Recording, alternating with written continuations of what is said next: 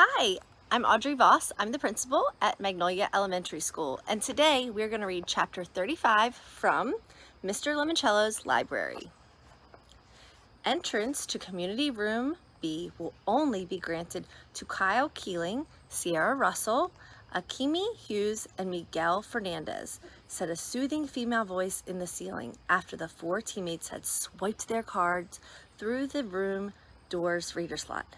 This makes sense, said Akimi. We needed a place to organize all of the material, put it on the walls, and draw a chart like the FBI does when they're tailing the mob. Stole the meeting room idea from me, eh, Keeley? Charles Chillington was standing in the doorway to meeting room A on the far side of the rotunda. No, said Kyle. We just needed someplace to throw the victory party after we win. Not going to happen, Charles said smugly. Must I remind you, I'm a Chillington. We never lose. And he disappeared back into meeting room A. After Charles was gone, Kyle led his team into meeting room B. Miguel posted the bank blueprints he had found up on the walls while Sierra held up the Bibliomania game board on the conference room table.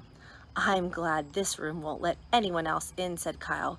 And by anyone, I mean you, Charles Chillington. Right, said Akimi. Totally. Akimi grabbed a marker and wrote a neat outline on the dry erase walls. Clues so far. Definite clues. From the 000's room, get to know your library room. From the art and artifacts rooms, Willy Wonka candy rhymes with Andy. Find the glass elevator. From the 200's room, Bible verse, thou shalt not steal. Probably clues. Books authors on the backs of library cards. Number 1, Miguel Fernandez. Incident at the Hawks Hill by Alan W. Eckert. No David by David Shannon. Number 2, Akimi Hughes. One Fish, Two Fish, Red Fish, Blue Fish by Dr. Seuss. 9 Stories by J.D. Salinger. Number 3, Unknown. Number 4, Bridget Wadge. Tales of a Fourth Grade Nothing by Judy Blume. Harry Potter and the Sorcerer's Stone by J.K. Rowling. Number 5, Sierra Russell.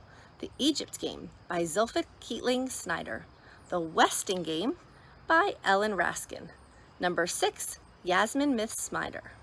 Around the World in 80 Days by Jules Verne. And The Yak Who Yelled Yuck by Carol Puglum Martin. Number 7, Sean Keegan. Olivia by Ian Faulkner. And Unreal by Paul Jennings.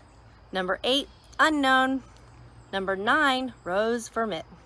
All of a Kind Family by Sidney Taylor. And Scat by Carl Hissan.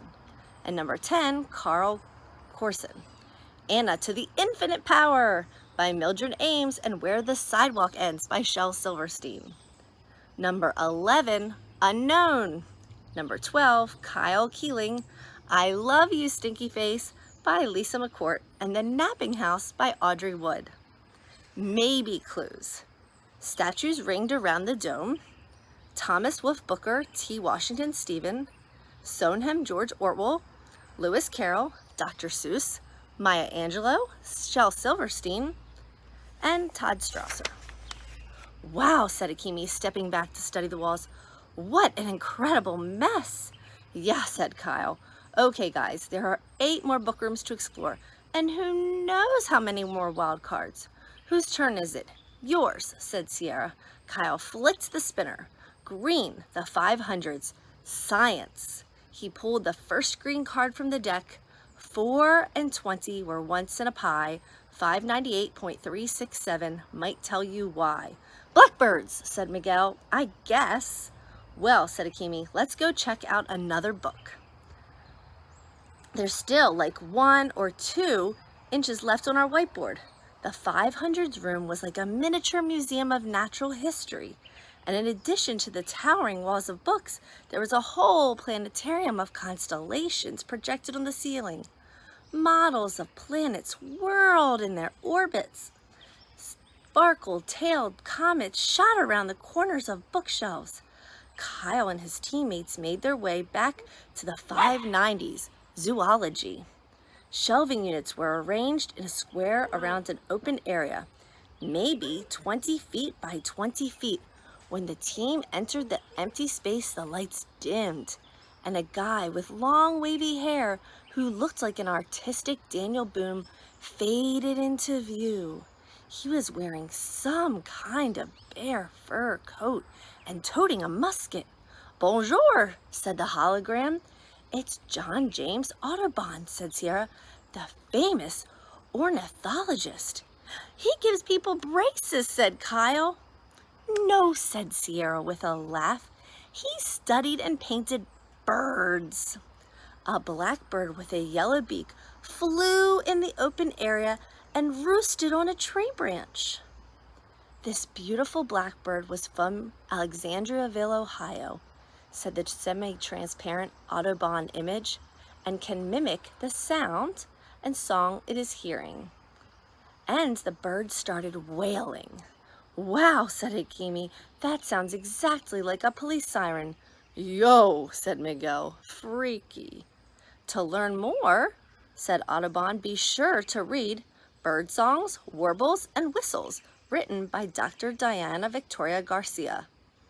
With that, the Audubon sat down on a camp stool, an easel appeared, and Blackbird struck a pose, and the outdoorsy artist started painting the bird's portrait while humming "Blackbird" by the Beatles. "Okay," said Kyle, "this is the strangest clue yet." "Well, here's the book at least," said Sierra, who had found 598.367 on the shelf. "So what do blackbird wails and warbles have to do with finding our way out of the library?" said Akimi. Just then they heard a very different sound. Behind one of the bookshelves, something growled and then roared. "Did you guys hear that?" said Sierra. "Yes," said Akimi, "and I don't think it's a robin redbreast." A very rare white-Bengal tiger with icy blue eyeballs crept out from behind the wall of the bookshelves and stalked into the open area where the Audubon sat painting his bird portrait. "Oh, is that another hologram?" said Miguel. "Roar!" No one stuck around to find out. Check out the next video because I'll be reading chapter 36. Bye-bye. Hi, I'm Audrey Vohs. I'm the principal at Magnolia Elementary School, and today I'm going to be reading chapter 36 from Mr. Lemoncello's library. Down on the first floor, Charles and Andrew were working their way around the semicircle of the 3-story tall floor-to-dome bookcases filled with fiction. It was nearly 8 p.m. "We need to find that blasted book," said Charles, craning his neck to study the shelves. "I'm getting kind of hungry," mumbled Andrew. "You had a snack this afternoon," snapped Charles. "Well, now it's time for dinner." "No, we need to find Anne of Green Gables first."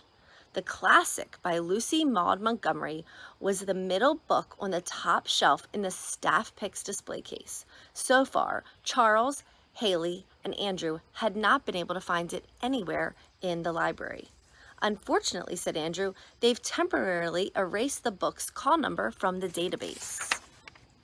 "So we would have known what to punch into the hover ladder's control panel," grumbled Charles. "Actually," said Andrew, "they might have shelved it in the children's room, or maybe the 800s with the literature. Could it be in the 400s too? Because it was originally written in Canadian, which is technically a foreign language." "So you said," Andrew, repeatedly. "But we've already searched those other locations several times. It has to be here with the other fiction titles. You just need to fly up and find it." "Well," said Andrew, "I'm kind of afraid of heights." "Fine, whatever. I'll go up and grab it. But you have to give me some kind of call number to enter into the hover ladder." Lucy Maud Montgomery wrote other Anne books. There's Anne of Aveline. Charles dashed over to the nearest library table and swiped his fingers over the glass face of its built-in computer pad. "Here we go. Anne of Aveline.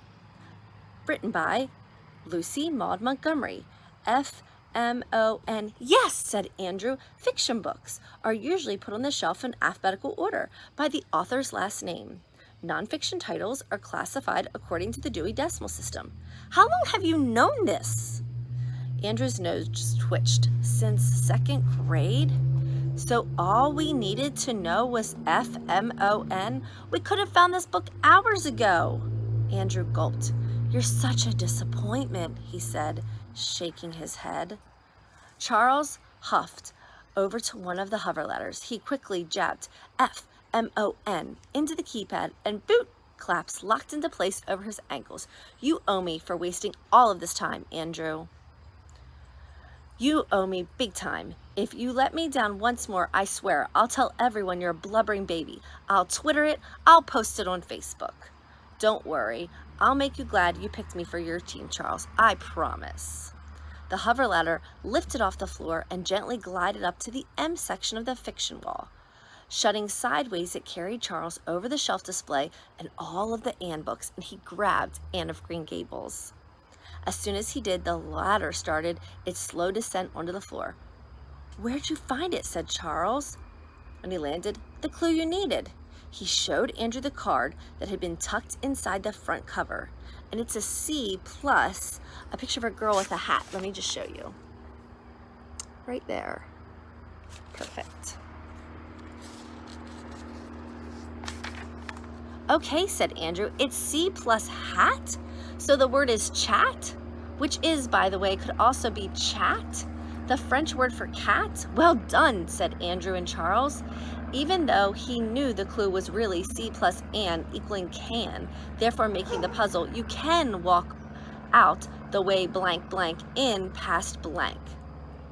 The way what did what, he wondered, and what does in mean? Charles desperately needed to find the 3 missing pictograms. Suddenly, Mr. Lemoncello's voice boomed out of the speakers, ringing the rotunda. Hey, Charles. Hey, Andrew. Let's do a deal. Game show music blared. A canned crowd cheered. And Charles turned around and saw shafts of colored light illuminating 3 envelopes perched on top of the librarian's round desk. Clarence, the security guard, marched into the reading room, folding his arms over his chest, and took up a position near the 3 envelopes. We have a green envelope, a blue envelope, and a red envelope, said Mr. Lemoncello. In 2 of these 3 envelopes are copies of 2 of the 3 pictogram clues. You still need 1.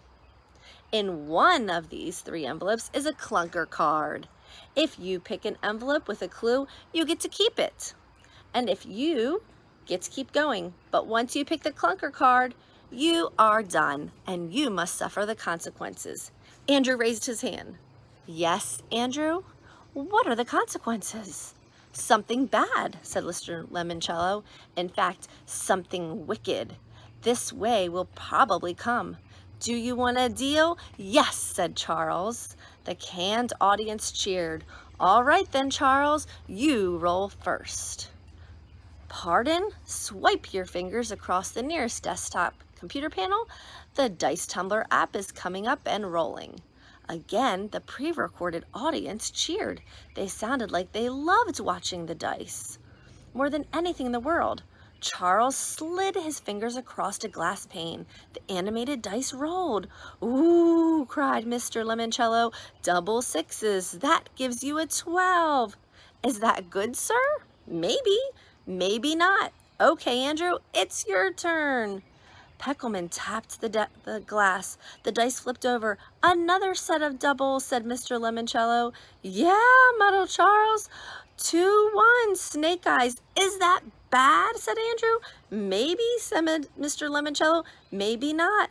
Okay, guys, which envelope would you like to open?